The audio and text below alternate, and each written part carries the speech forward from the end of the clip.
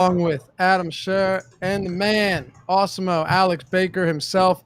How we doing, fellas? You miss me? Yeah, man. Nice to have you back. Good, good.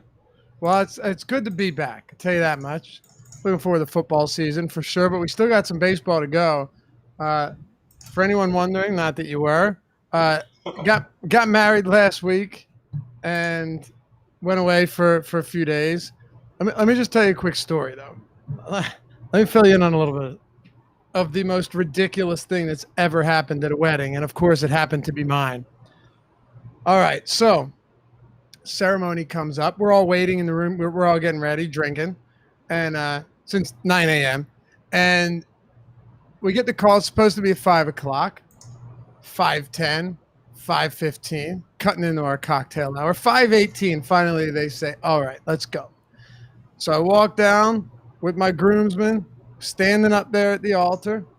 The priest is standing there. Now, mind you, he left the church, still considered a priest. We didn't do it at a church, so he has a wife and everything, but he can still marry.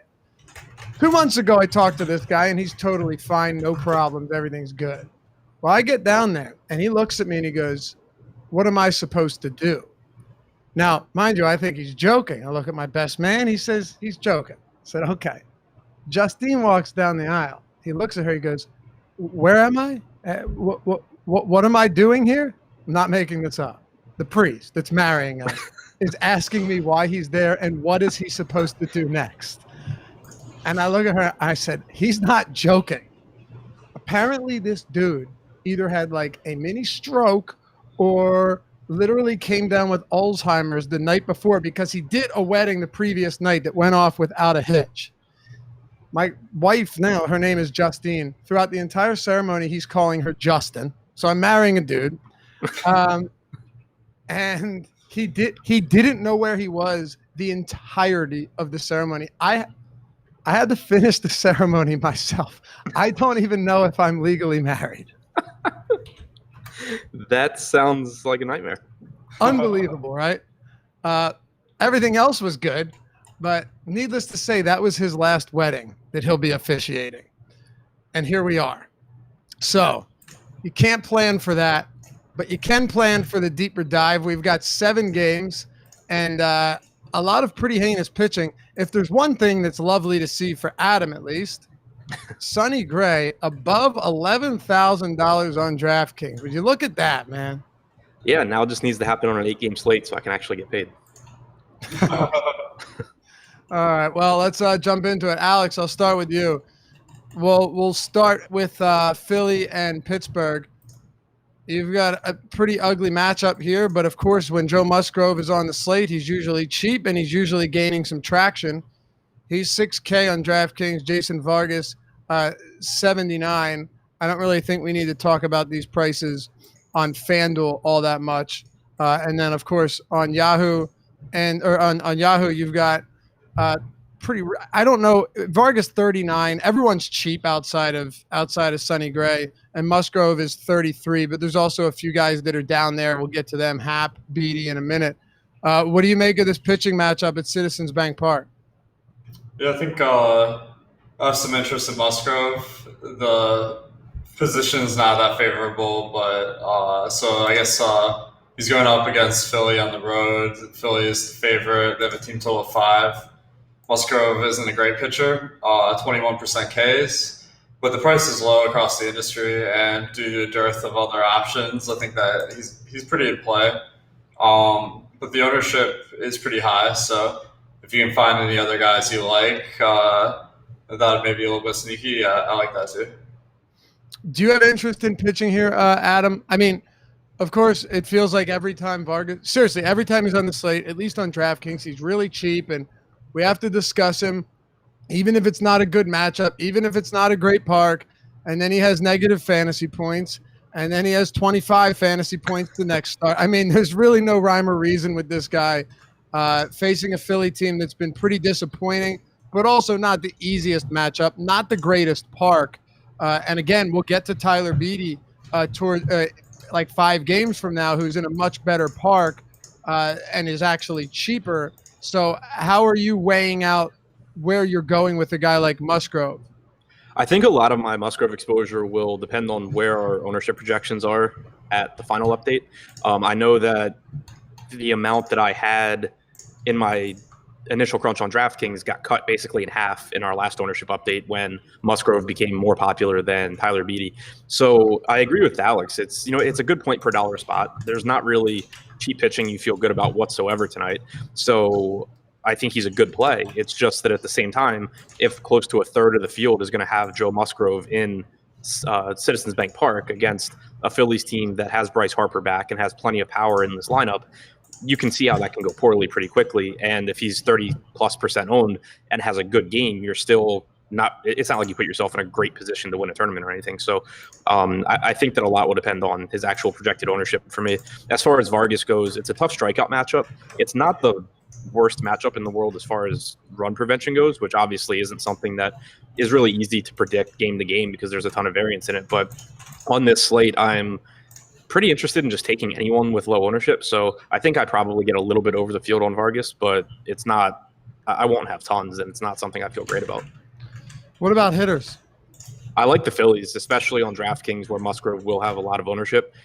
They become a little bit less appealing on the other sites where Musgrove will be lower owned, but it's still a good hitter's park. It's a pitcher in Musgrove that does give up some power, doesn't strike out a lot of guys, and you do have some pretty good hitters and some fair prices on the Phillies. So especially if Musgrove is going to be popular, I expect the Phillies to be one of my higher owned stacks. Are you interested in bats here, particularly Phillies, Alex? I think the prices are a bit high across the industry, so I think that they're not going to really pop. On the optimizer, I got like 4% when I ran my crunch, but I like the leverage for Musgrove on DraftKings in particular. And on Yahoo, Rhys Hoskins at 11 is a cash play for me. Okay. Adam, do you have anything on the Pittsburgh Pirates that you want to speak of, being that Vargas has been really frustrating this season, namely because when you play him, he's terrible, and when you stack against him, he seems to be in Cy Young form. But I mean, it is a favorable park shift for this Pittsburgh team, and I honestly still don't know what to make of Vargas. So I guess we still have to at least talk about this Pirates team in a good homer-friendly park. Yeah, I don't have much from the Pirate side because if you look at their lineup, there's just not a whole lot to like. Starling Marte would be really interesting, but he's $5,600 on DraftKings, which is a pretty absurd price tag. 21 on Yahoo. Kevin Newman is a decent option at the top of the order. Shortstop's not the best position, so I could see getting there. But overall, it's just not a lot of guys that have much power in this lineup, and no Josh Bell makes it less appealing also. Okay. Looking at Milwaukee and St. Louis, Alex, you got Wainwright, you got Gio Gonzalez. Amazingly, Wainwright is almost $10,000 on DraftKings. I mean, who thought we'd see the day where Wainwright is that expensive? But you know what? It's been an odd season in general. He's 73 on FanDuel, going up against the tough Brewers team that hits righties really well. $31 on Yahoo, which is the second cheapest pitcher. So, just to put that in context, he's the second cheapest pitcher on Yahoo, and he is the second most expensive pitcher on DraftKings. Stark contrast across the board here with Wainwright. And on the other side, you've got Gio Gonzalez on the bump. He's just an okay pitcher who doesn't go deep into games and probably shouldn't be rostered tonight, but you can be the judge of that. Yeah, I think Wainwright, I mean, it's crazy that he's 9,600. I don't think he even deserved that price tag when he was good. This is several years later. The matchup versus Milwaukee, I mean, it's batter's park, and there are some strikeouts, so he could do okay. But I could see taking a flyer on FanDuel or Yahoo where he is much, much cheaper. On DraftKings, man, I'm going to be liking it a lot if he picks up any ownership. Okay. What about you, Adam? Yeah, I think he's a decent option on Yahoo just because of his salary. He's less expensive than Musgrove, for example, but no interest in him on DraftKings. Not a great matchup here. The righties in this lineup are pretty decent, and Wainwright has had issues with lefties, and of course they have a lot of lefty power with Grandal, Yelich, Moustakas, Thames in the lineup. So I'm more interested in the bats than I am in Wainwright on any site other than Yahoo. Yeah, I mean, I have quite a bit of interest in these Milwaukee hitters. Like you said, lefties have really gotten to Wainwright this season. Sub 20% K rate, a lot of power allowed to them. Grandal batting second, Yelich third. I mean, if you wanted to mix the righties in too, for sure, but it does feel like, and of course, I'll get your opinion here. Yelich, Grandal, and Moustakas are all in pretty premier spots. Yeah, I really like those three. I'm getting a lot of Yelich and Moustakas in particular. I'm not getting to a ton of full Milwaukee stacks, at least on DraftKings, probably because they are really expensive. But they're one of my higher owned like 3-man stacks, whether it's Grandal, Yelich, Hura, Moustakas, getting a pretty decent amount of that entire middle of the order. Do you have interest in these Brewer bats? Another really good park, Alex. Yeah, I think they're always interesting, but I've been finding that on most slates, the ownership's a little bit higher than I like for the Brewers tonight. It looks like they have the third highest team total, but they have really, really high ownership, especially on Yahoo, where they make up 15% of all the ownership. Especially on Yahoo, more cash plays, and on FanDuel to some extent. On DraftKings, it looks like maybe they're priced up a little bit more, so they won't be as popular. But still, like the heart of the order has significant ownership, so I'm not super keen on them tonight. What are you thinking of the other side, Milwaukee or St. Louis against Gonzalez, who in 12 starts this season has done a decent job of limiting power. The walks are an issue. You know, I think he had one game where he gave up a lot of home runs, but outside of that, he's been okay.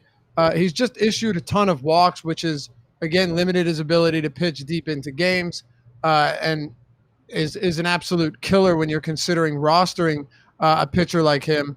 But, you know, you've got a very righty-heavy lineup, only one lefty. That's Matt Carpenter batting 7th for the Cardinals today.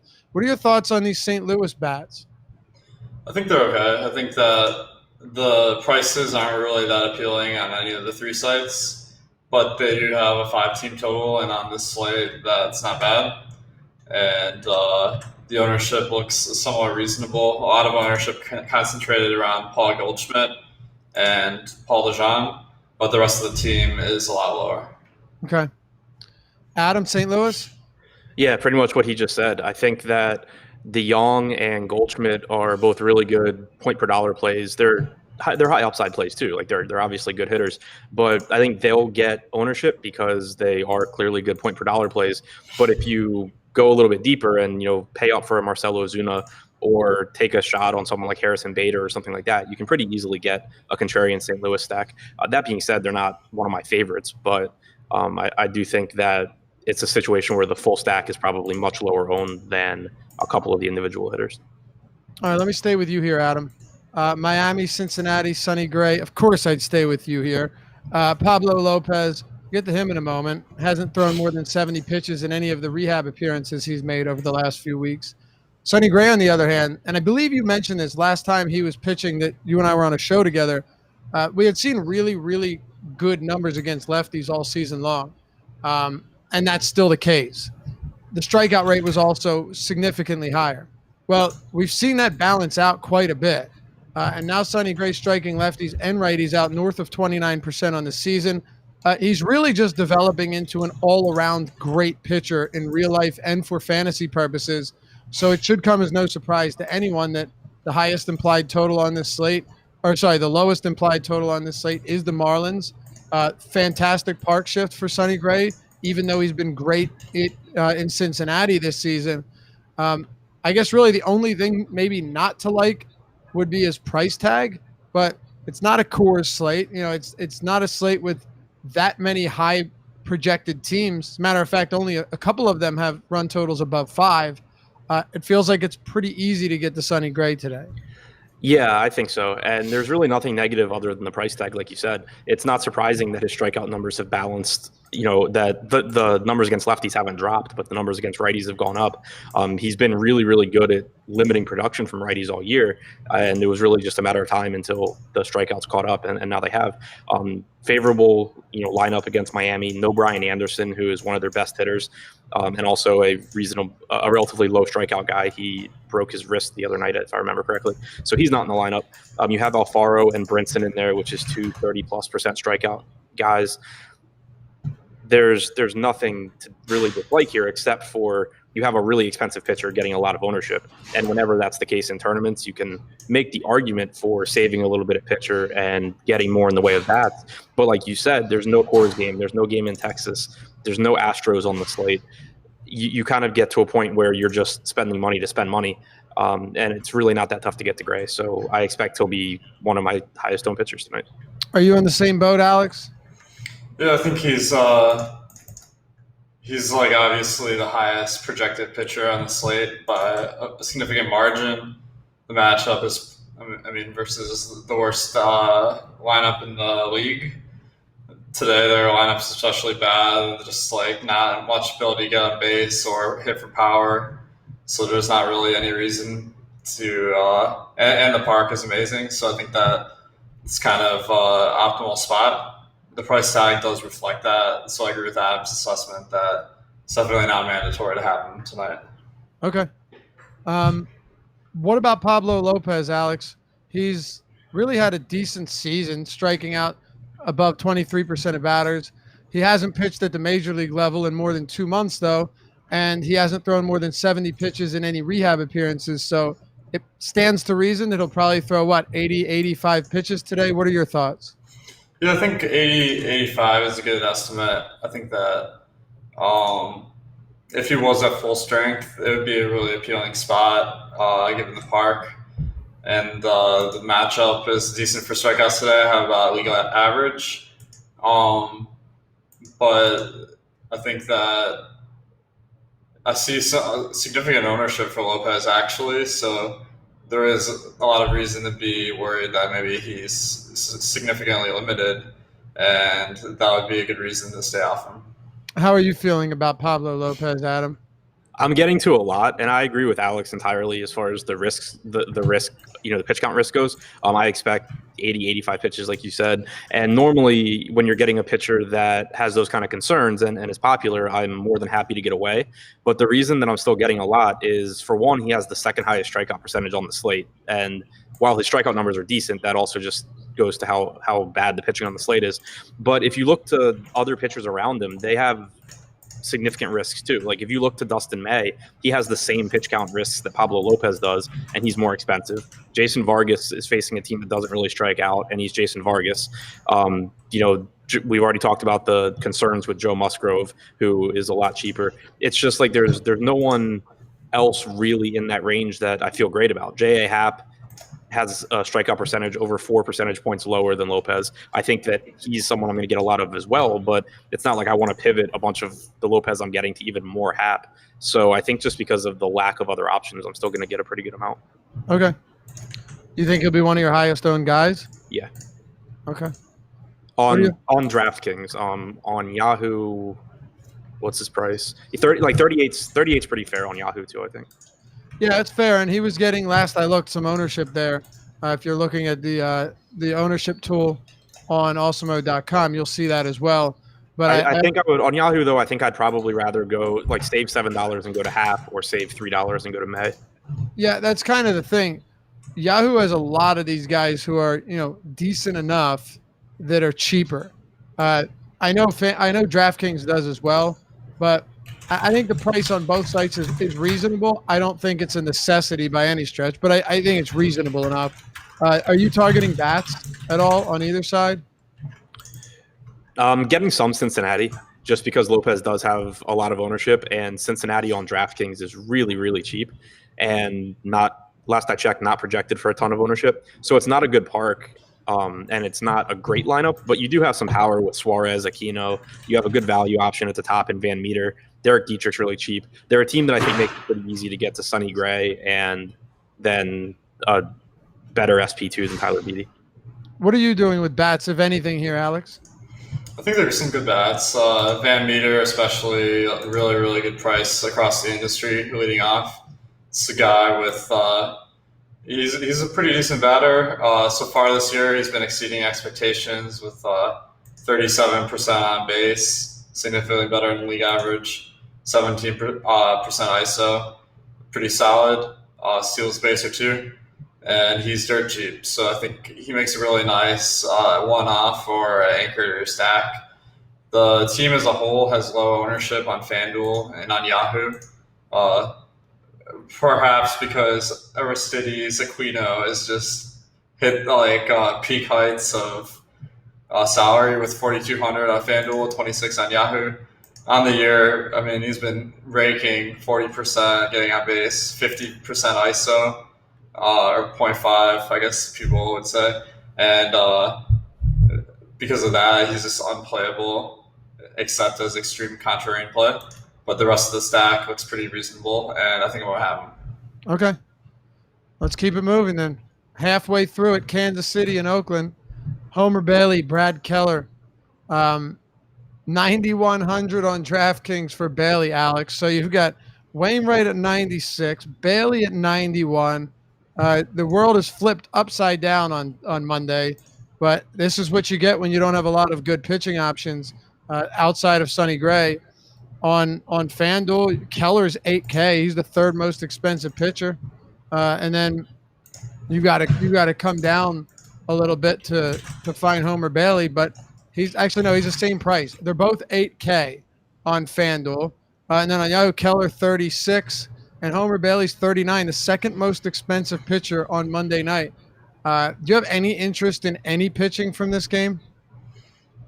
I think these are some of the worst projected pitchers on the slate, so it is kind of surprising that they're priced up so much.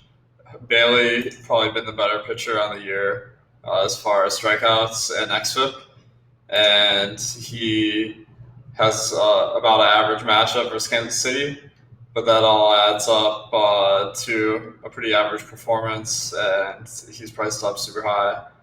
Brad Keller been exceeding expectations with the ERA of sub 4, but his xFIP is almost 5. Doesn't get many strikeouts, and the matchup isn't good for strikeouts either. So I just don't see any reason to go there. You see any reason for anything here in pitch as far as pitching goes, Adam? Nope. If you're rostering either pitcher here, you're basically just hoping that like every other pitcher has a mediocre game and you get the highest score like by default because they just happen to be a little bit less bad. It's just really tough to see a high upside outing from either guy. Bailey obviously has the better matchup against Kansas City, and he's been the better strikeout pitcher, but he hasn't done anything to justify his salary tonight. And then Brad Keller, decent at preventing runs, but doesn't strike guys out and doesn't have a good strikeout matchup. So I don't see myself getting too much, if any, of either guy.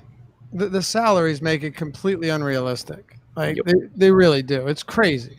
As far as hitting goes, though, Oakland has one of the higher totals on this slate. So, and that's against home. They're at 5.3 right now. 4.3 for Kansas City against the former Royal himself. What do you make of hitting here, starting with the A's? I'm getting to a pretty crazy amount of Oakland right now, which I haven't redone a crunch since they announced their lineup, so maybe that goes down a little bit. But looking at the stack tool for DraftKings, we have them as the second highest projected top stack percentage, and they are right now projected to be really under-owned. You have a really good value in Chris Davis, Matt Olson and Matt Chapman, both grayed out as really good plays.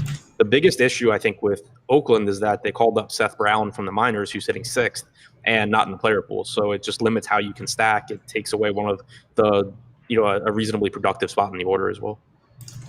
Alex, what are you looking at for hitting? Is this a spot that you like on either side? Yeah, I think I like it from a point projection standpoint on both sides. Kansas City, they have some really nice values, especially Ryan O'Hearn being 2,500 on DraftKings, 2,200 FanDuel, 7 on Yahoo, just dirt cheap. And that's a guy who, is not a great player, but he at least hits for power. And I think that some of the other guys, like Whitmer Merrifield on all 3 sites, is reasonably priced. I'm seeing an appalling amount of ownership on these guys, much higher than their chance of being the top stack with a team total of 4.4. So I think there's a pretty strong argument for fading this game, fading Kansas City for ownership here.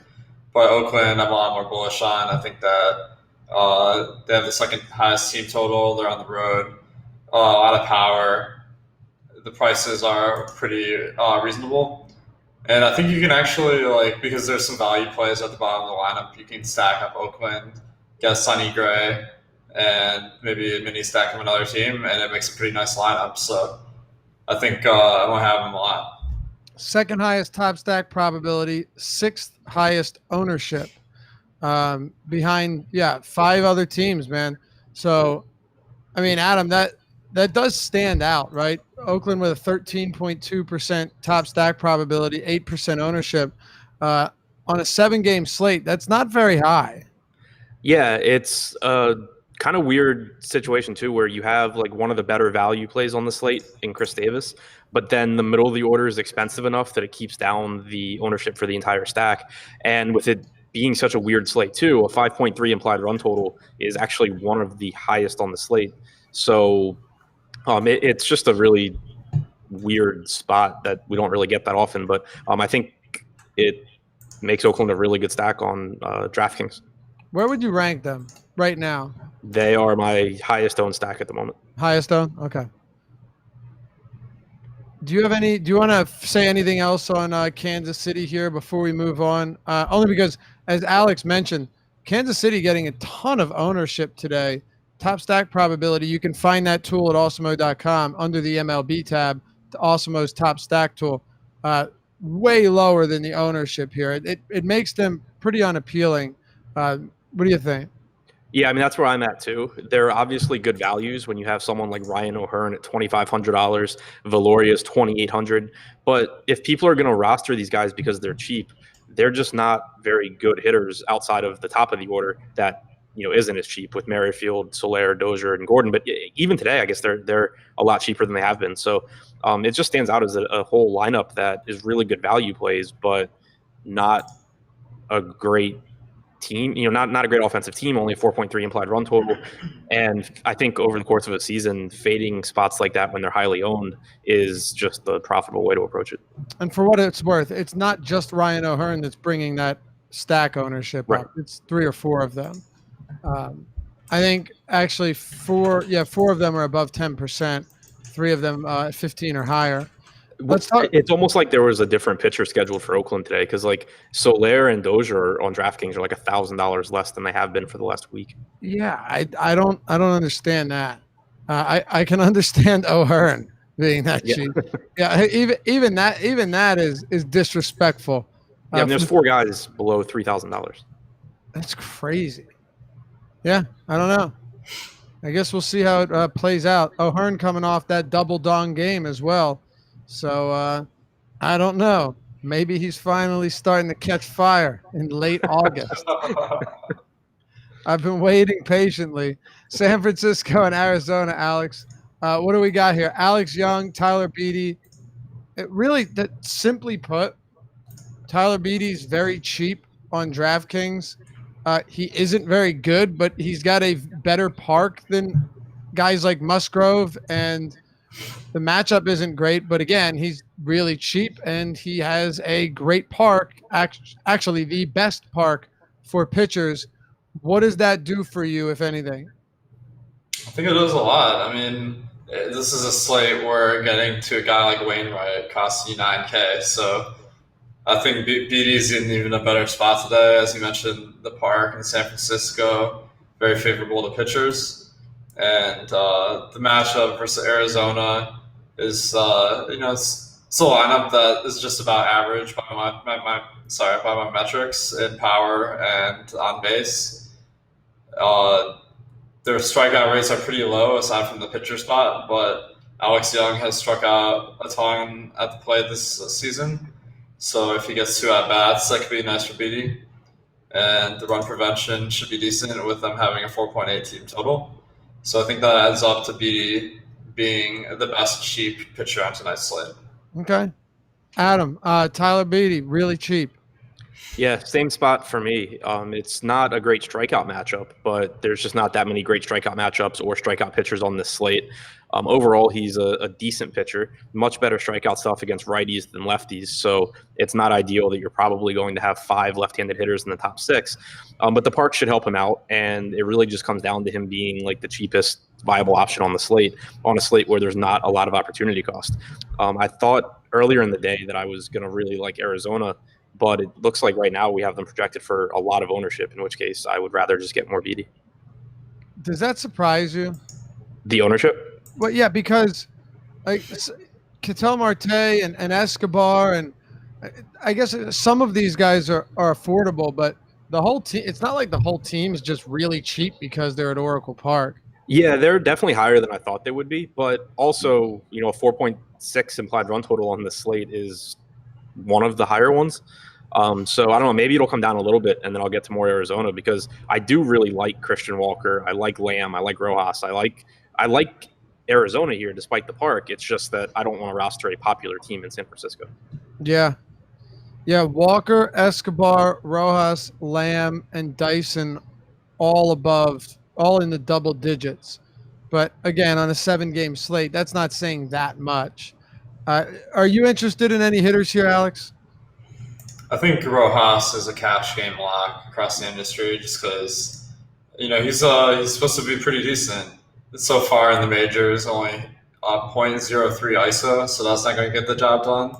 But I think that's kind of an anomaly. And at the minimum price, aside from DraftKings, where he's 2,400, I mean, he's just like seriously underpriced. So I think I would have him in my cash games. Okay. Fair enough. Is that it for hitting on this one? That's it for me. If Arizona's ownership drops, I like Arizona stacks, but if it doesn't, then I'll go elsewhere. Anyone else from either side, Alex? I think San Francisco, maybe. Usually they're not a good team to stack, and they don't have much going for them. Like, their lineup is below average in pretty much everything. But Alex Young isn't the toughest pitcher, and they have this 4.6 team total. So I could see myself ending up on some San Francisco stacks, but I have to admit this is not my favorite team to stack because they just don't have a lot of power or stolen bases. Okay. Well, moving on. We've got 2 to go here. Lie Before Lock coming up after this. Don't go anywhere. Stay right here on the same page because you're not going to have to switch off. We've been doing this several times a week. It makes it easier on you guys. Just stick right here and hang out until Live Before Lock starts. That'll be after the Deeper Dive. Hey, by the way, Deeper Dive, what you're watching right now, it's also the sign-up code to get 50% off your first month at Awesemo Plus, at awesemo.com, of course. Deeper Dive, all one word, get you 50% off your first month.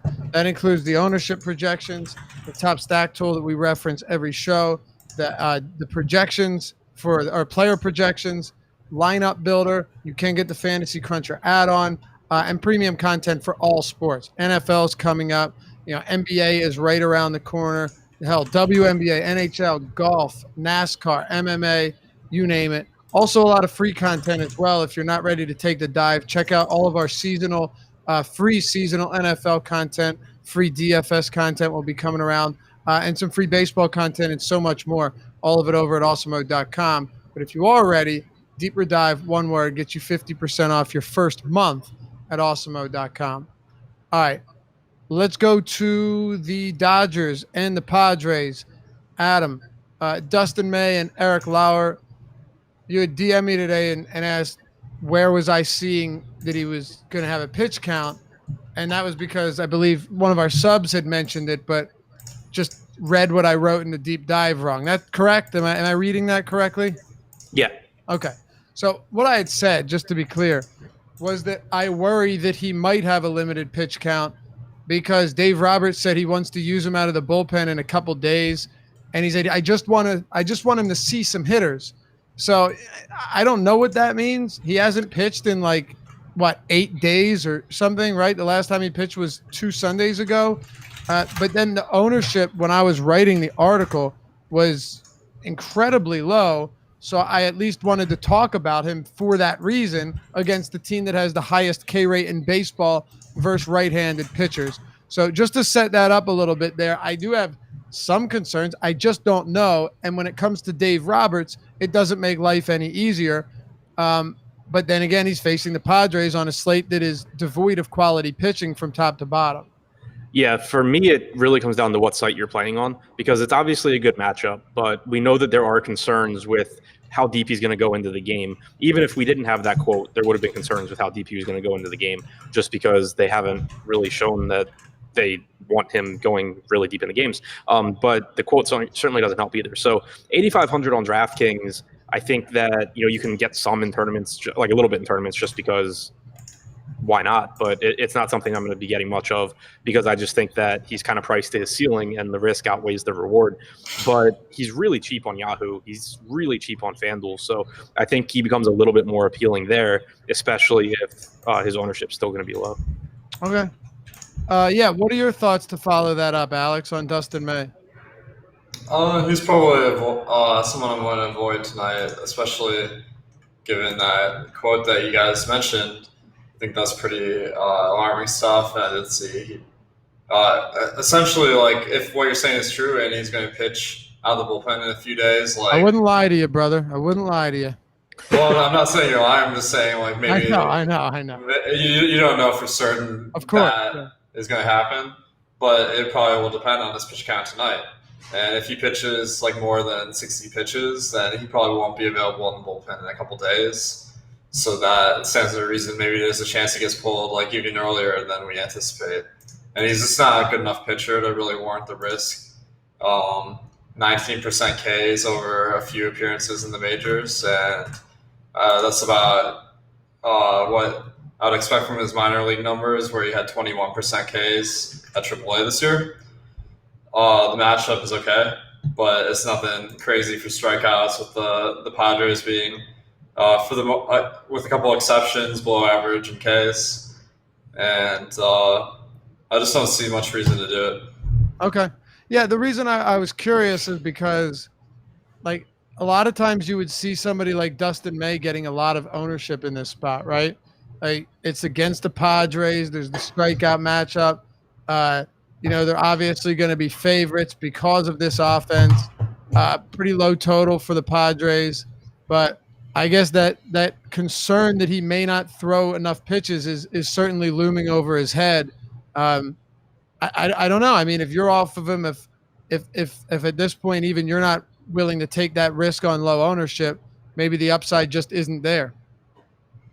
Yeah, I mean, I don't want to say for sure, because, I mean, any guy could go out and be the Paul Blackburn of the night. But I think if I had to choose between him and Pablo Lopez, who, he's probably has a questionable pitch count, I'd probably choose Lopez. Just better park. The matchup is all right. But I think he gets more strikeouts to begin with before you take into account the matchup, so I prefer Lopez. Okay. I'm assuming you're not high on Eric Lauer either? He's kind of on the fringe of playable on DraftKings, not really as much on FanDuel and Yahoo.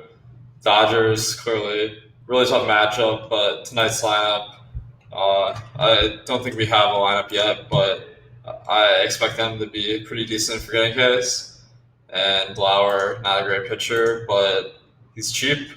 And that 6,700 price tag, maybe that could be a contrarian play that I'd line on in a couple lineups. Okay. Any interest in Lauer for you, Adam? Probably in like the 5% range on DraftKings, just because he's cheap and not really owned. But I still think it's just a really tough matchup against the Dodgers. Like, he's not dominant against left-handed hitters. He's just kind of a mediocre pitcher all the way around. And the Dodgers have lefties that hit left-handed pitching well. They have righties that hit left-handed pitching well. So I just think it's a really tough spot, whereas they can be kind of a sneaky good matchup for lefties who are dominant against lefties, because they can kind of take Bellinger and Muncy out of it. That's not really the case with Lauer. What about Dodger bats? A lot will depend on ownership for me. I really like the upside for the Dodgers because they have such talented hitters, but at the same time, they do have an implied run total below 5, and right now we are projecting them for a lot of ownership. So they're a team that I think my exposures will vary pretty heavily depending on how our ownership projections look. Okay. Alex, talk to me about Dodger hitters, where we stand right now without the lineup. I think it's going to be a really tough team to stack, because Some of the guys just have really high salaries. Cody Bellinger, being one of the most expensive players on the slate. I mean, great player, but it's lefty-lefty. And also, San Diego is not the greatest park. Max Muncy may not even bat high in the order, and he's priced really, really high. These are going to be guys that are really tough to land on and an optimizer for sure. Good players, though, so I don't hate it. But then I think a lot of the ownership is going to really fall to guys who are better priced, like AJ Pollock and Justin Turner, who are good plays tonight. So this makes it a really tough team to stack because like the good plays are going to be high owned, and then you're sacrificing a lot of projection by going up to some of the expensive contrarian plays. All right. So the Dodgers right now are basically projected for, say, the third highest ownership, Adam. And I mean, with the lineup, I'm assuming some of that could change. Assuming it's the lineup that we're projecting it for, then where do you think you stand on them? I ask you this because we're probably not going to be on the show. You know, we're done in a few minutes when the lineup comes out. Yeah, I mean, I agree with what Alex said, where the best value plays are going to have ownership. And then right now we even have Bellinger and Muncy projected for a decent amount of ownership. And while I really like them both, I just don't like the spot enough to want to be going overweight on them when I could be getting, more of some lower owned teams like Oakland. Okay. Alex, anything to add on this game? Do you want to talk about San Diego bats at all? Oh, sure. I think Josh Naylor, if he's in the lineup, he's 2,100 on FanDuel, so that would be an appealing option in a stack or whatnot. The team total of 4 isn't really appealing for stacking, especially given that we don't even project the ownership to be that low on the team. Also, some other plays, though, I think Hunter Renfroe at 9 on Yahoo, really underpriced compared to power. Manny Machado on DraftKings continues to be a good value option at 4K. And Greg Garcia could lead off, and he's 7 on Yahoo. All right, Alex or Adam, San Diego Padres? Yeah, I don't have a ton of interest there. I think they're decent values. Renfroe and Machado are probably my 2 favorite plays just because they're both good hitters and they're cheap. But I don't anticipate getting to much San Diego. Okay, let's close it out. I don't know if you guys knew this, but now with the Yahoo Fantasy app, you can stream live local and national NFL games in the Yahoo Fantasy app, regardless of carrier. Brand new this year. So now you know. Pretty cool as well. They also have some monster contests coming up. Excuse me. For week 1 of the NFL season. Would highly suggest you check it out if you haven't yet. If you haven't played baseball, if you've heard us talk about them and you say, I'll hold out, not interested. Well, it's a pretty good time to get involved. The NFL $1 Million Baller has 0% management fee, meaning all of the money that you and me and Adam and Alex put into this contest, 10 entry max, not 150. All of that we put into it comes back out and not into the pockets of Yahoo. 0% management fee, $1 million prize pool. Really, really solid format here. And a relatively flat payout structure, 100K to first, 50 to second, 25 to third, 15 to fourth, and 10K to fifth, $25 entry. But there's the 5K free roll that's running every single week, $150,000 in total prizes. I don't have time to go over everything, but there's 20K to first in the 10K entry, $100,000. Again, everything 10 entry max, no 150. So you're not going up competing against, Alex Baker. So it makes life a lot easier. Well, you would be competing against Alex Baker, just not 150. It's still going to suck, but you're going to, have to do it anyway. And it's very easy to sign up. Go to the homepage, go to the Spotlight Hitters article. It's free.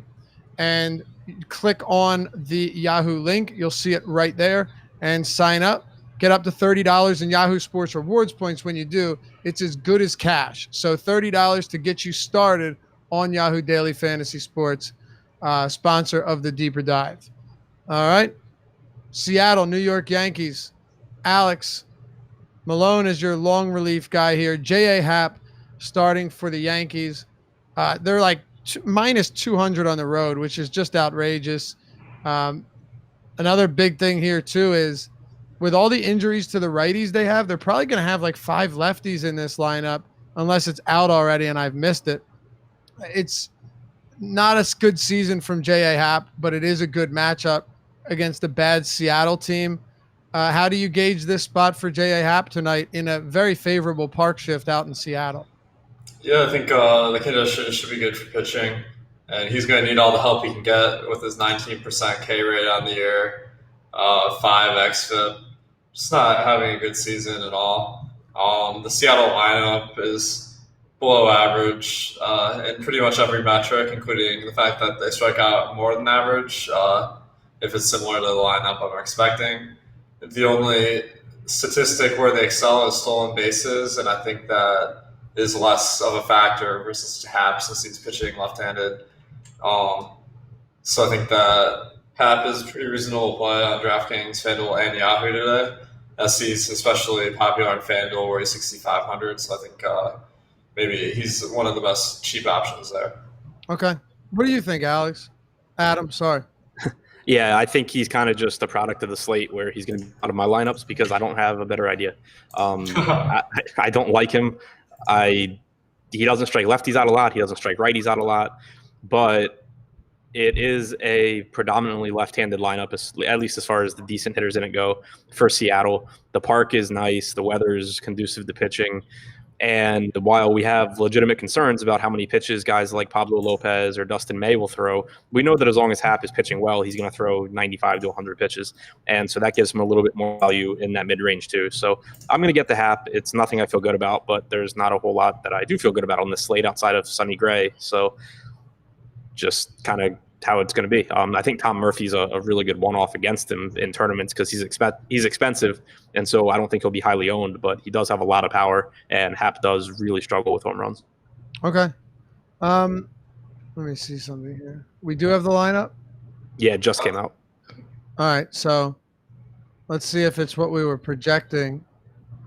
1, 2, 3, 4. So 4 lefties, but I mean, Adam, that's a bad lineup, man.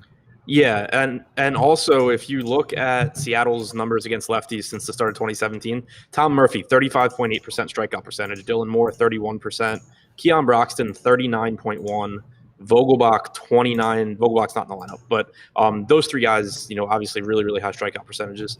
So that is pretty appealing. What do you think about this lineup now that we have it, Alex?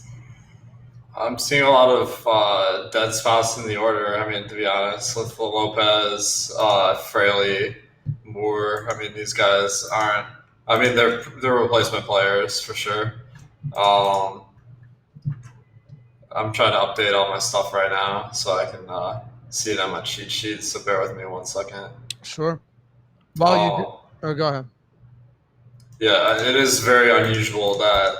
Versus a left-hand pitcher, a team would roll out 5 or 4 lefties, so that's really nice. The lineup has more Ks than I was expecting, so that's a little bit of a boost into Happ.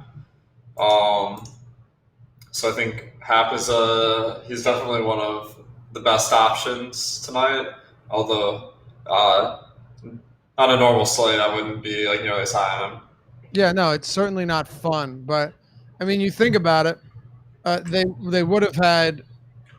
They would have had Mitch Haniger, who's been injured, actually just suffered a setback. Domingo Santana, Tim Beckham is suspended.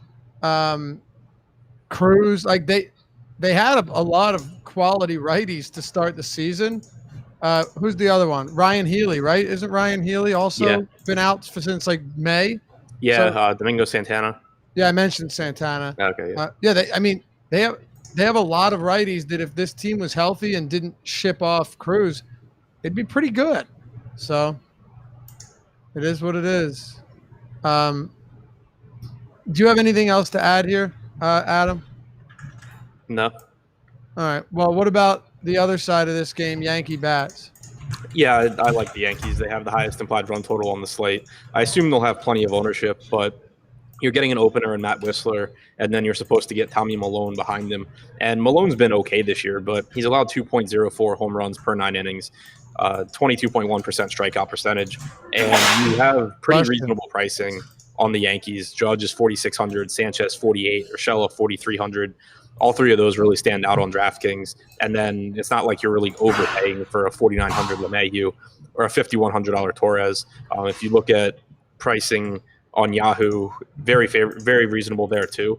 Or Judge at $15, Sanchez at $19.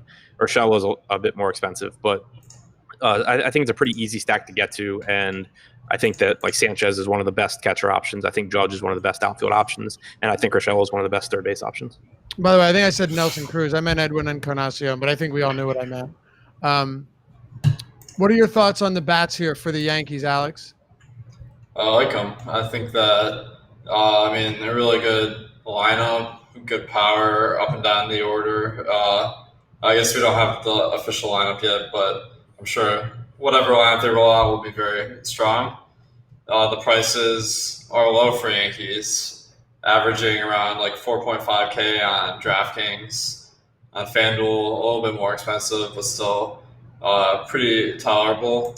On Yahoo, a couple of the guys are really priced up, like Urshela and Tachman, so a little bit harder to stack up.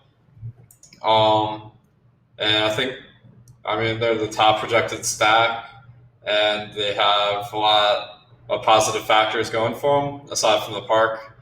The ownership should be pretty high on them, though, so I think they'll be one of my favorite stacks of the night, but probably second to Oakland. Okay, so Oakland and then Yankees somewhere in that 2 and 3 range. Adam, let me ask you this. Now that we do have the Seattle lineup, we already discussed it a bit. Where do you think J.A. Happ comes into play for you in terms of ranking him amongst these other pitchers, not named Sonny Gray? He'll be right up there with Pablo Lopez and Tyler Beede as far as my exposure. Okay. What about you, Alex? Does it change your mind a little bit on him? I think that I like Beede a lot more than Happ, just because he's significantly cheaper on DraftKings. On FanDuel and Yahoo, the prices are more similar, so I think it's more of a wash. And then Lopez I have in third, I guess, because he does have the pitch count considerations. Okay. Makes sense to me. Let's do our top stacks before we head out of here. Adam, who do you have? Oakland and Philly. Oakland and Philadelphia. What about you, Alex? Oakland, and then my sneaky stack is the Giants. All right, love it. Hey, as I mentioned earlier, stay right here because the strategy show with Josh Engelman and Jake Harris coming up next, taking you up till 7:05 lock. But also, we got some special stuff going on tonight. The Awesemo Celebrity Charity Fantasy Football Draft. Got some big names in it like Alex Baker himself, Christopher Harris, Roberto Luongo, Lisa Ann, JJ Zachariason, Pat Mayo. It's going to be a lot of fun. We're going to be live streaming the draft and then do a post-draft recap with Christopher Harris, myself, and Alex Baker. Stick around after the Live Before Lock show. Once you get those baseball lineups in, check it out. We'll have a blast, and hopefully we can help you with your own draft. Have you not done them yet? That'll do it for us. Before you head, actually, you're not going anywhere, but hit us with a thumbs up if you enjoy the show. It helps us out a lot. Helps support the channel and the site, and we greatly appreciate you for it. Subscribe and hit the notification bell as well. Until next time, we'll catch you back here on the Deeper Dive, presented by Yahoo Daily Fantasy Sports.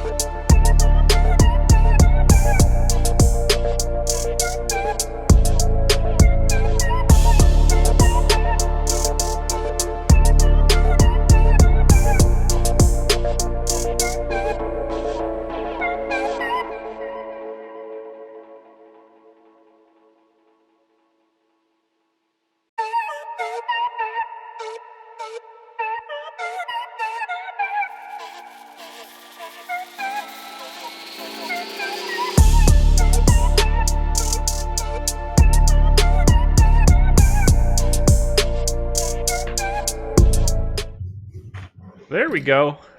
That's not the way that I want to share my screen. Hey, there's my OBS screen. There's the chat. That's what I normally see, guys. Let's go ahead and flip that to the other monitor. Forgot that I recorded the hell's that damn video called? Four Corners. Four Corners. I recorded Four Corners today. Live before lock, Monday edition. Myself, Jake Hari, 7-game slate. And I assume most of you did not see the little announcement tweet that I put out earlier today. Live before lock is ending at 6:45 p.m. Eastern time. So we're signing off before lock. I need a couple minutes to get set up for streaming the fantasy football draft that's coming up immediately after this. So we are cutting it short. And you know what? That's fine. We'll get everything in 45 minutes on a 7-gamer. It's not like this is some 15-game monstrosity that we need to get through. But let's just get into it really quickly. Live before lock is the promo code. 50% off your first month of Awesemo Plus. Got to be a monthly package, though. Can't be weekly, can't be annual. But if you want to get 50% off your first month, use the promo code Live Before Lock when signing up. One big word. And we are brought to you on Live Before Lock by FantasyDraft. If you want to play rake-free daily fantasy, you can get $1,000 of entry fees, completely rake-free in your first 7 days. You go to FantasyDraft.com and sign up using the promo code Awesemo. You really cannot beat that. If you normally play that sort of volume, $1,000 in a 7-day span, you're going to save a very large amount of money in that 7 days by playing at FantasyDraft, much more than any other bonus you ever see. So I highly recommend taking advantage of that if that is something that you normally do. So go check them out, FantasyDraft.com. Use the promo code Awesemo. Jake, pitching is steaming pile of garbage today. What do you mean? We got Sonny Gray. Yeah, he is like the crown on a turd.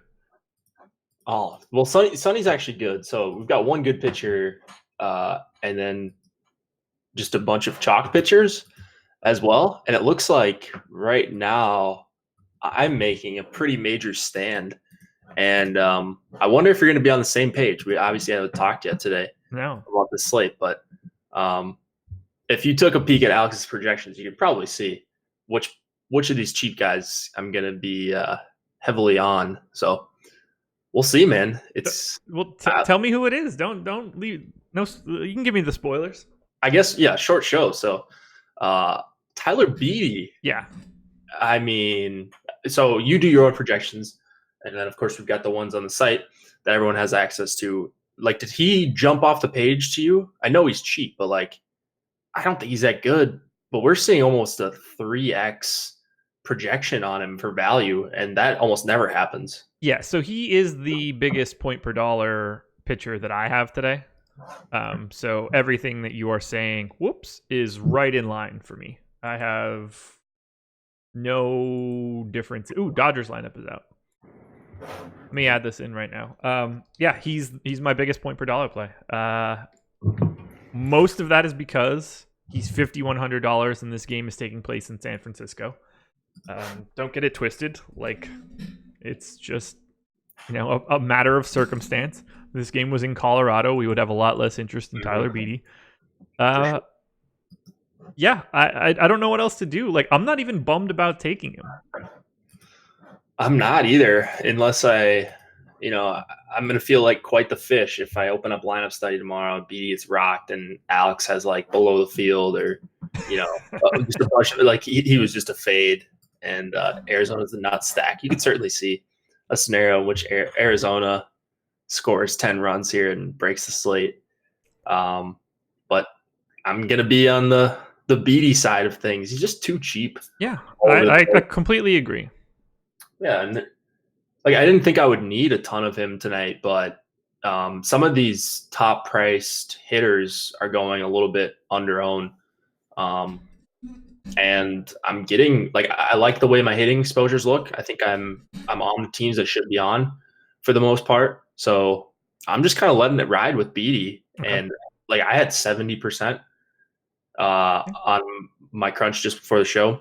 It'll get switched around a little bit as stuff gets updated, but I would bet I'm well over 50% Tyler Beede tonight on DK.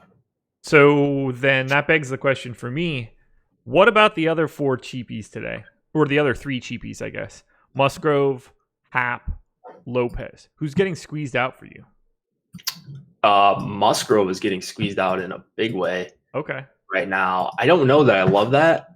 Like, so we just have straight up Beede being a much better play than him.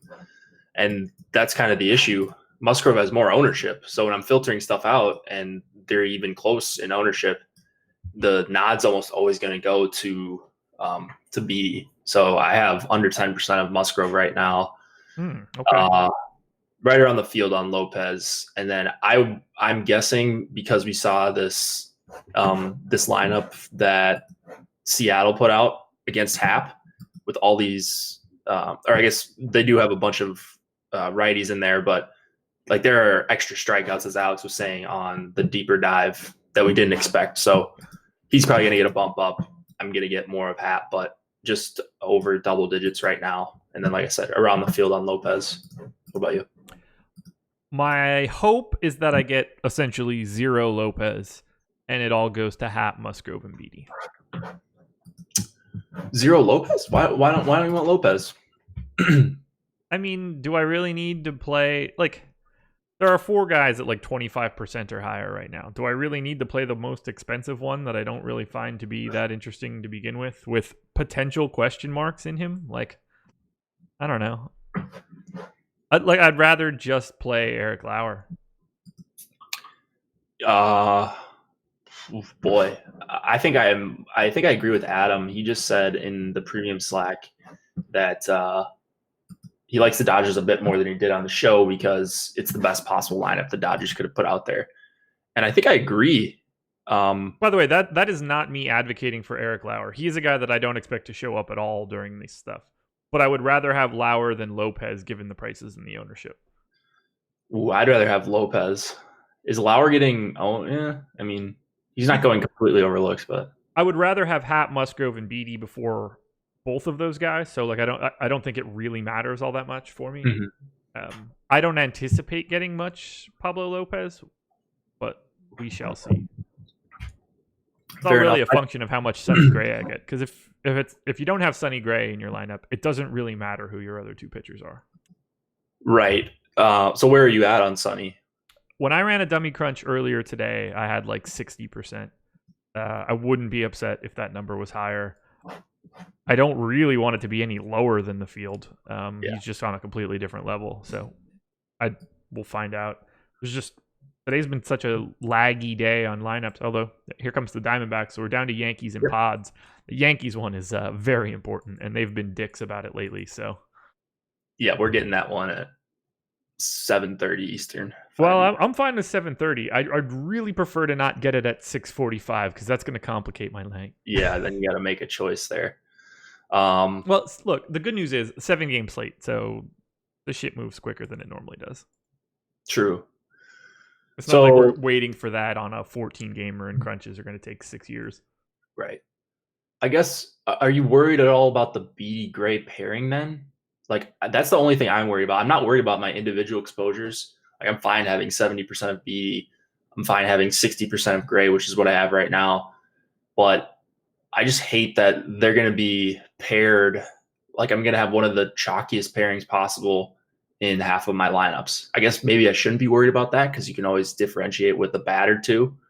But that's the one thing that I'm worried about tonight. Like, just basically putting all my eggs in one basket as far as a pitching combo.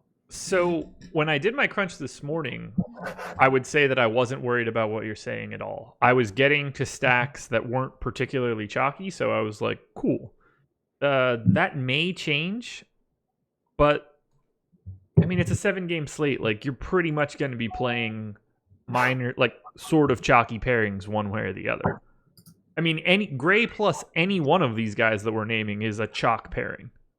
It's 24% Lopez up to 32% Musgrove on those four. Like, it's Gray plus all of them in some way. Right. I suppose so.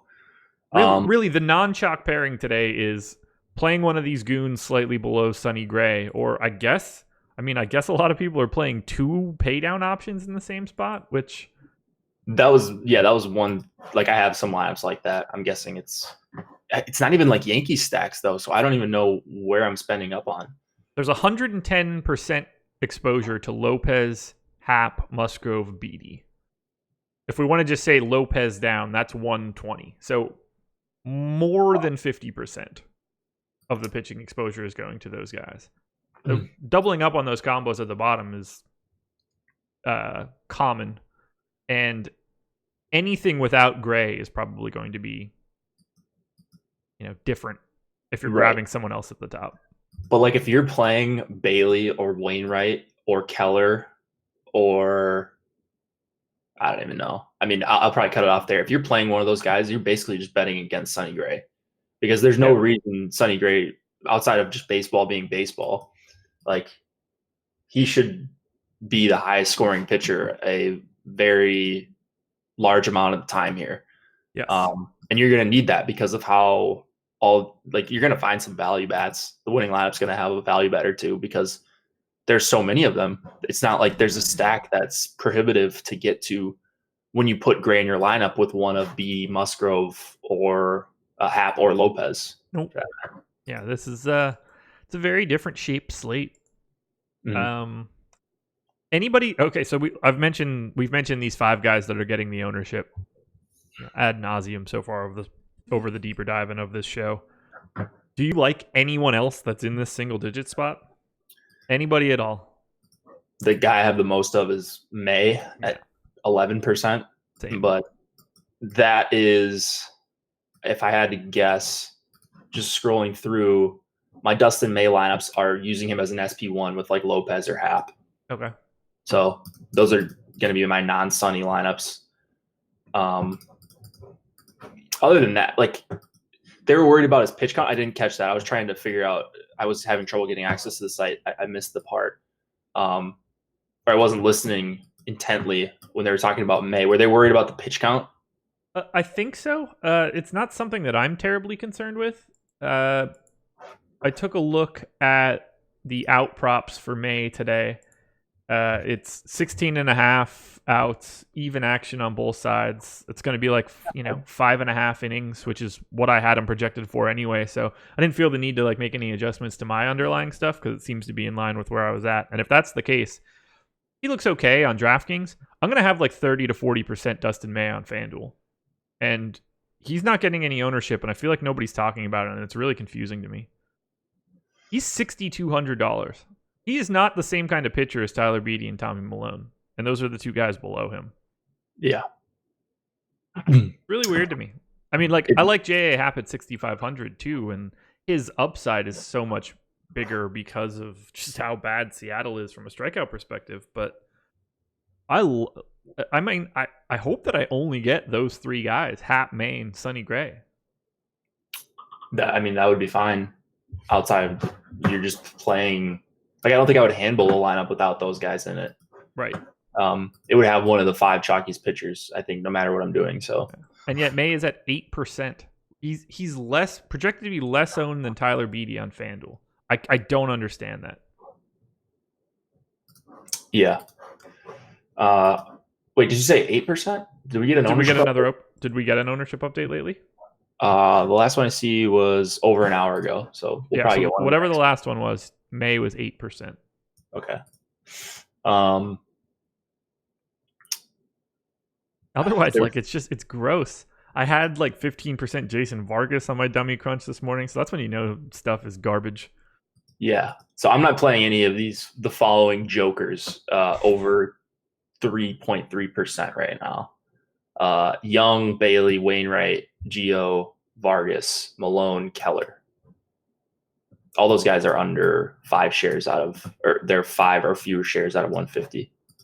In the most recent grab of Alex's DraftKings projections, Sonny Gray, obviously the highest projected guy. That's clear. Mm-hmm. The second highest projected pitcher is Tyler Beede. The least expensive pitcher of the day. The 2 highest projected pitchers are the most and least expensive pitchers on DraftKings. Oh, wait. Beede came way down. Hold up. I mean, I grabbed this like when you started talking at the beginning of the show. Beede, so they updated, or Alex updated, and he's still the best value, but he's not right now the second highest raw point pitcher on the slate. So that changed in the 4 minutes that happened between me saying that, or between me grabbing that and me saying that. Okay, so this is going to make it interesting because right now... I see it now. Yeah, he dropped to 12.6. Yeah, so now we've got Musgrove higher raw points. So that's going to make it so I get a little bit more Musgrove, I'm sure. Beede, I just refiltered now. Let's see what we got here. Everything I just said is no longer true because the answer is now Pablo Lopez. For what? Second highest projected guy. Yeah. But he's not nearly as good of a value. No, not at all. Yeah, so all my top lineups are still like Beede Gray, but just overall, I'm down to 51% Beede, 56% Gray. So I'm still going to be in that 50% range. I would be surprised if he came down any further. Yeah, man, this is going to be a fun slate. I like the look of these lineups right here, and I like how well one team in particular is projecting on Alex's, because that's going to make it a fun slate if it goes my way. Is it Oakland or the Giants? It is neither. Oh, then hit me. Philly. Okay, that makes sense. Earlier today, I was getting more Cardinals than Phillies. I had them ranked like slightly ahead. But now Gio's getting less ownership. Mm-hmm. Musgrove is now firmly entrenched with that ownership, and Philly has jumped for me. So I anticipate Philly to be like my second most owned stack. Yeah, they're going to be probably first or second for me right now. Yankees are number 1 with a bullet. Yeah, I think the Yankees are the play. Yeah, I had on my dummy crunch, I got like 50% Gary Sanchez. Oh, is that all? Yeah. I just, what are you going to do? He's righty lefty, dude rakes, 7-gamer, and then a ton of Judge. Even if he's like, even Chalk, I can't get away from him. It's really hard to, because like, who are your other options? There's, Grandal, and that's it. As far as like good hitters, right? Will Smith, but he's 5,400. It's tough. Yeah, I'm good on that one. I think. Let's see. Yeah, Will Smith might be a tough sell. I mean, as part of a stack, sure, but tough to go there on purpose as a one-off. It is indeed. What do you think about Oakland? They are the top stack in the top stack tool in terms of probability relative to ownership, or at least they were closing out the deeper dive. You getting to Oakland? Because that is one that I was having trouble getting to, but Alex likes it from a top stack perspective. It's Adam's top stack. I felt kind of incorrect when I started looking at everything. Yeah, if Philly's not my top stack, Oakland is likely going to be that for me because they're just cheap. They're projecting incredibly well for a team that cheap. And then I don't think Keller's that good, but you still the one issue is the Seth Brown in there makes it a little bit more difficult to stack. But you still have 8 hitters, so it's just like an NL park. Like if they're playing in an NL park, you have 8 hitters to still get different with in your Oakland stack. There's not one guy that I'd look at and be like, wow, this guy's crazy overpriced. And they're still somehow being a little bit under owned, I should say, on DraftKings and FanDuel for that matter. I hope that I don't get Oakland. Why? What's wrong with them? They're in a pitcher's park, and they're up against a guy that just simply doesn't get blown up. Like over the last 2 years, Keller's X-ISO against lefties is 128. If people don't believe in X-ISO, his regular ISO is just 110, so it's better. Against righties, his X-ISO is 131. If you don't believe in X-ISO, his regular ISO is just 111. This is a guy that doesn't get touched up, and it's already happening inside of a park that isn't really great for offense. I feel like you need to thread a really narrow needle for Oakland to be the top stack today. I was really confused by it. I mean, here's the deal. They allow you trust Alex way more than you should trust me. But they just allow you to fit in good bats and get Sonny Gray and a decent SP2. Like I look at it and it's just like, okay, I would rather have Philly and St. Louis, the Dodgers, the Brewers. If Oakland goes crazy, I'm going to be dead in the water. That much I know. That's not a fun place to be. The chalk is, me and Adam were talking about it this morning. The chalk has just gone nuts lately. Yeah. And I play chalky plays all the time, but I don't play I try not to play full chalk stacks with chalk stacks. And that's been the nuts lately. So if that's the nuts again tonight, you're going to be in trouble. But ownership is updated. Yeah, I just saw, thanks Makad. Makad always staying on top of things. So I loaded that in now. We now have Beatty being higher owned than Musgrove and with a lower projection, raw point. So that changed a ton for me, actually. Musgrove shot up and Beatty shot way down. His ownership cut in half for me based on that, those two things, the projection being changed. And now I'm getting a bunch of Arizona. Okay. I don't hate that. I mean, I don't hate it either, but it's like I'm going to take out my leverage metric and see if they're coming up organically or just because Beatty has 32% ownership. Let's see. I'm sure that'll change some. I really like Jake Lamb. Other than that, I can pretty much do without the Diamondbacks. Oh wait, Jake Lamb not even in the lineup. Doesn't matter. No. Cool. Yeah, I don't think you like Lamb. Well, I did earlier. He was in the Four Corners video as one of my favorite one-offs. But why would you want to play Jake Lamb today? You know? Yeah. So I feel like a huge liar because everything I said outside of Oakland and Philly is been flipped in the last 5 minutes. This is kind of crazy. So I took out the leverage, and I'm still getting a bunch of Arizona bats as my third or fourth highest owned stack. Right now, underweight on Beatty. I don't know what's going on here, but I'm gonna throw everything in right now and run a crunch just because I don't get the sense that we're gonna see the Yankees lineup anytime soon, and I don't really care too much about the Padres lineup. So yeah, the sport's crazy, dude. We just talked about how much Beatty I was going to play. The projection changes slightly, and now Your ownership team is updated. Musgrove. Well, no, they're closer to even right now, but I'm sure I'm missing some players too, so that's giving me some errors in some lineups. I have them dead even right now. So from a value perspective, That's probably the better way to play, I would think.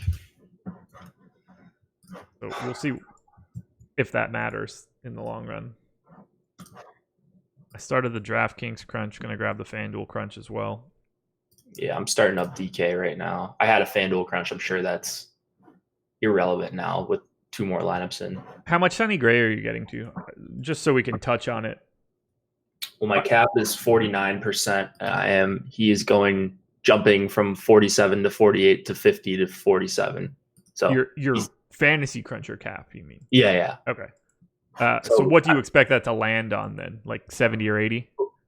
I would say by the time I get done filtering, I just don't allow enough lineups to be filtered. Like I don't have a high enough juice or like a low enough juice on hitters to get 70 or 80% of any expensive pitcher outside of Garrett Cole that one night because he was just a million points better than everyone. But yeah, like tonight, I bet I would have like 50, 55%.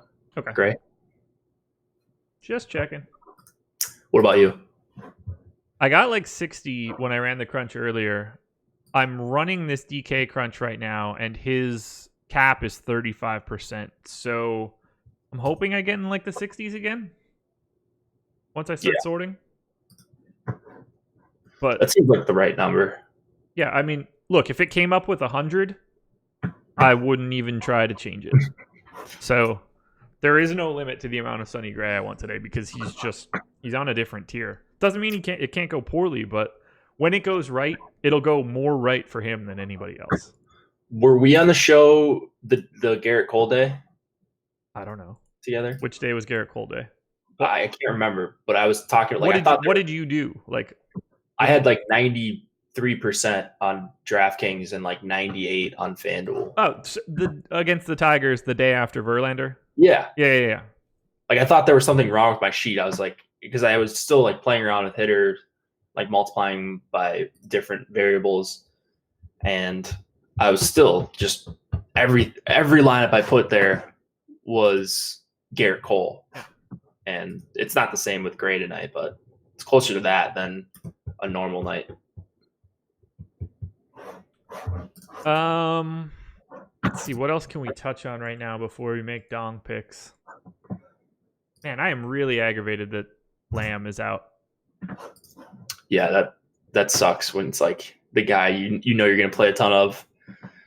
You think he's going to be in the lineup, and comes out, he's not. That's always fun. He was just like the only bat I liked from the Diamondbacks, given the park and everything. I feel like the Brewers aren't getting talked about enough, but now they're the chalk on FanDuel, so I'm stupid. They're the chalk on FanDuel? Yeah. I guess I haven't really been looking at them all that much. That's what I meant. And then all of a sudden they were just the chalk. That's why I was ready to talk. They're my number 2 team, but now they're just like owned a lot. 1 or 2 guys, or is it everyone? Grandal at 15, Yelich 23, Hera 18, Moose Tacos 16, Tames 10. It's everybody. Oh, it's everyone, yeah. Wow. I mean, it's not like they're not owned on on DraftKings. Nobody's owned. It's this giant crop of teams from like 6 to 10%, and then you get the Yankees who are underpriced with 2 of the better hitters in the league. Otherwise, it's you're not shocked by the Yankees. Everybody else is just kind of mushed together. Mm-hmm. We just got another ownership update. Let's see if some stuff normalized. I see Gray went down a touch. I see Beatty stayed exactly where he was, as did Musgrove. And after that, more of the same. So just Gray came down. Came down? Yeah, on DK. He was like 42. He's just under 40 now. Even better. Yeah, that's nice. I hope it tumbles. What a terrible play that I almost said John Gray. Sonny Gray. John Gray wouldn't be too good of a play tonight. Are you playing in any of these big DK tournaments? No. Like, did you put any of the $8? No, the Champ series or whatever it is. Yeah. No, not a single entry. I put 50 in the $8 just now. I wasn't going to, but it looks like it might not fill. So I wasn't going to, but then I remembered that I love gambling. I mean, it's skill gaming, right? It is. I did Wink, the same wink. thing for soccer this weekend. I was like, okay, I'm in. And then I looked at it and I was like, well, I might as well just max this contest too. I do that for hockey, like when there's overlay at the beginning of the season, pretty aggressively. But I don't feel as comfortable doing that for baseball. So I rarely hunt overlay in other sports outside of NFL, like week 1, just because it's free money. But It's true. probably like it's something people talk about, like, yeah, you got to chase overlay, blah, blah, blah. And yes, but also don't all of a sudden enter a contest you have no business entering in just because it's going to overlay by 5%. Did anybody get home runs yesterday? I don't think we did. Trying to think who I picked. You had DeYoung. Yeah. Emac had Meadows. I had Alvarez. I don't think we got anything. So time for Dong picks. Jake in the lead, 29. Emac at 28. I've got 24. Spags with 22. He's not going to get one for the next couple days. Randone with 8. Jake also the leader in the clubhouse in pick rate. I am second. Emac third. Spags coming in fourth. Randone hot on his heels. Go for it, man. The floor is yours. Ooh. All right. Let's see. Who is going to be my Dong pick today? I should probably take a Yankee against awful Tommy Malone. Their lineup's not out though, so Makes it tricky. yeah. I mean, Urshela should be in the lineup, right? You would think. Yeah, I'll take Urshela. If he's not, I'll alert you guys in Slack and change my pick. But Urshela's my pick. Alrighty, Jake in with Gio Urshela.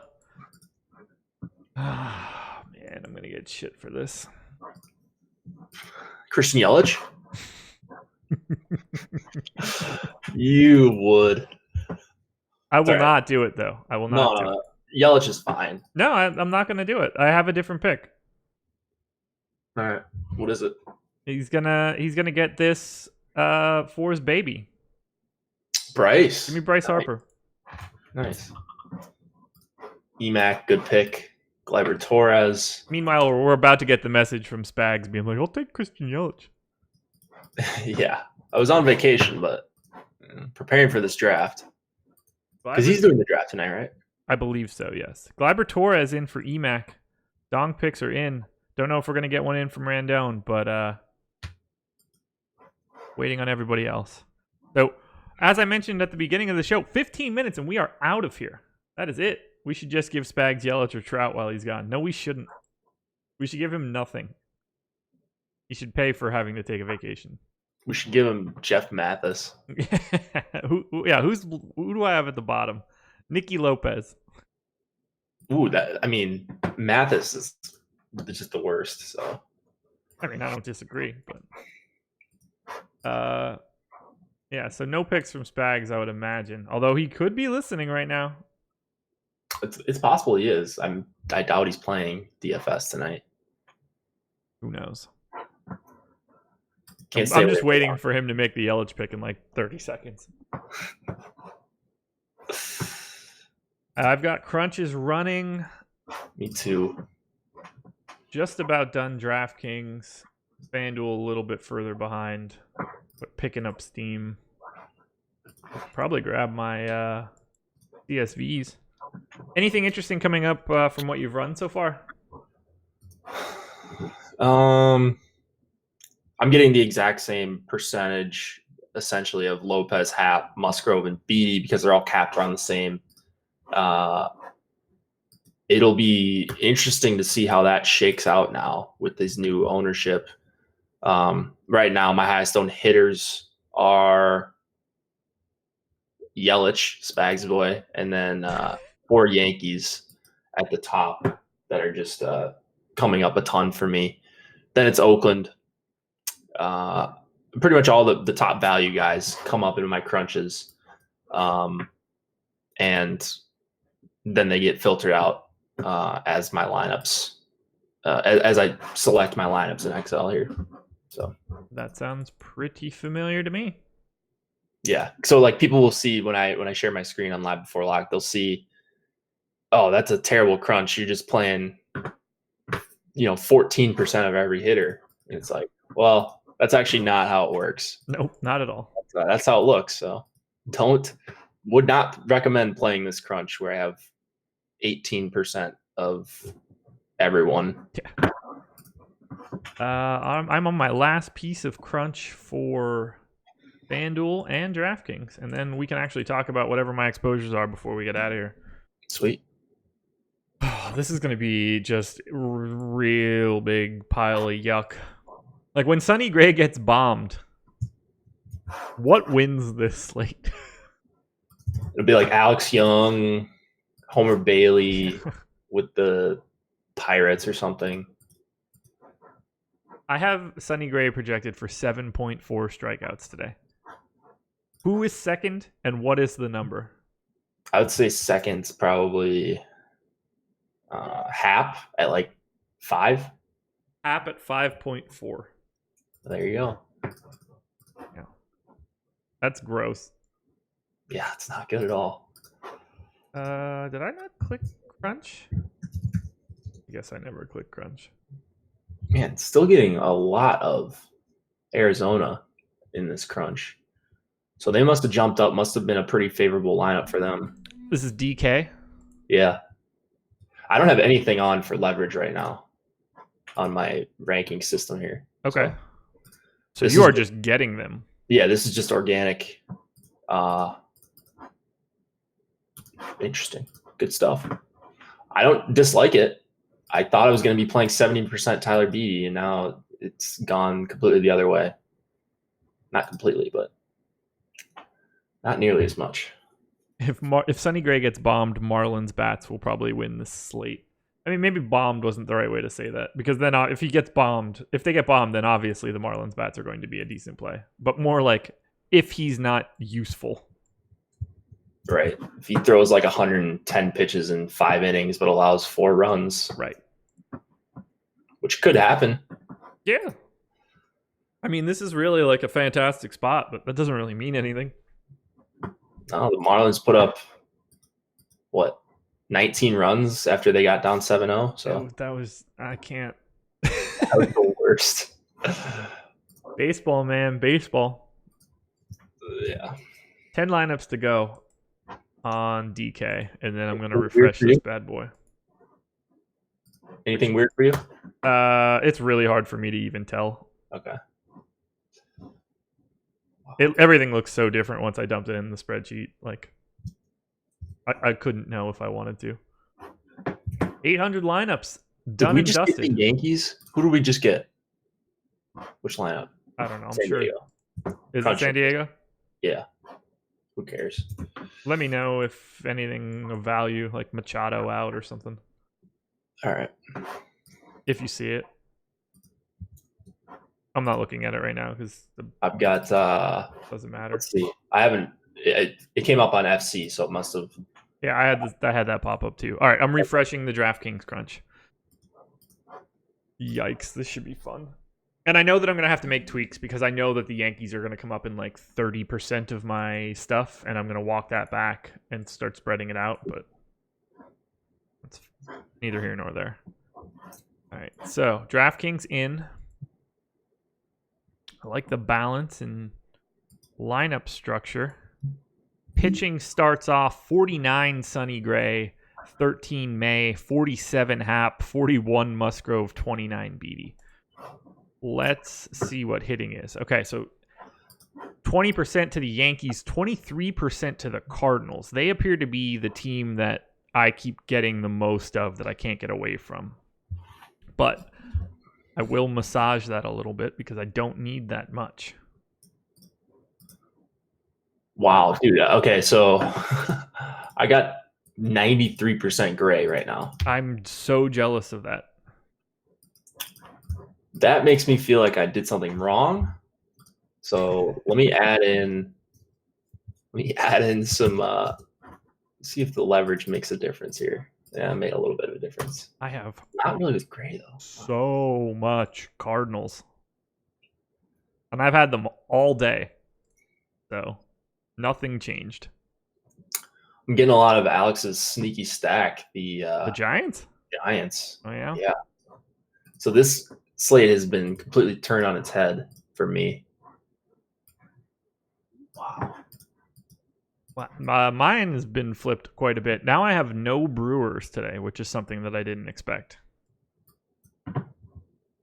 I'm not getting Brewers at all. Really? Yeah. At least on DK. Now I'm just slowly making my tweaks as we get closer and closer to lock for us. And by lock, I mean 6:45 when we just end this stream. 6 minutes to go. So if you want to get your questions in, do it now in premium Slack. Anytime you've got a big slate or a decent sized slate, you got to just stack up San Francisco whenever they're at home. Okay, so I'm getting Pirates, Diamondbacks, Cardinals, and Yankees in massive amounts. Pirates, Diamondback. Wow, we could not be on more different pages. Garcia, Naylor, Machado, Hosmer, Mejia, Myers, Margot, Urias. Pirates with no Josh Bell, and that's something that's happening for me. Really? Really? Why? Why am I getting to the Pirates? What is driving that? Cheap, I guess. Yeah, that's got to be what it is. On DraftKings? Yes, on DraftKings. Well, they're not even. I mean, they're. Yeah, I guess they're decently cheap. Besides Starling Marte. I'm just gonna roll with this. I think I'm gonna call that a day on DK. Oh, were there any changes to the Padres lineup? I've got it here now, actually. No. Garcia, Naylor, Machado, Hosmer, Mejia, Margot, Urias. So Will Myers in for Hunter Renfroe is the only change. All right. I didn't have any on DraftKings. The world. Yeah. Oh, man, 49% Sunny Gray is not a spot that I want to be in. Too little? Yeah, I wanted that number to be like 70. I might recrunch.